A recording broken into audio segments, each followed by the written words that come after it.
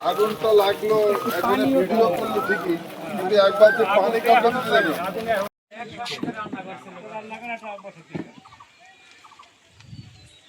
ছেলে আমার এলে তো গাবো ভাত খায়, টাকা দাও পয়সা দাও, আমার দাও নিয়ে যে দাওয়া দিতে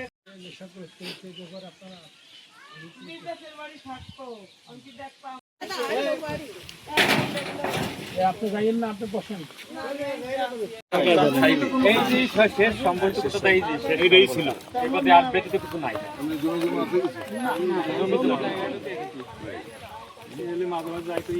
আমি তো সব সময় আছি, আমি যে এলাকার জনপ্রতিনিধি হিসাবে আমি খবর পেয়েছি, যখনই খবর পাইছি আমি তখনই এখানে সাংবাদিকদের সাথে কথা হলো, আমি এখানে চলে আসছি। তো ওনার এই ঘরটা করার জন্য যেটা প্রয়োজন আমি উদ্যোগ গ্রহণ করব।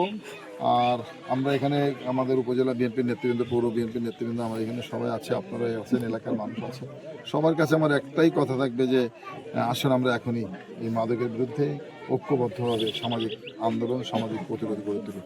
এবং উনি যে অবস্থা এখন এখানে, ওনার যে অসহায় অবস্থা আছেন, আমরা এটা পর্যবেক্ষণ করলাম, দেখলাম এবং এটাকে মনে রাখবো এবং ওনার পাশে থাকবো সবসময়।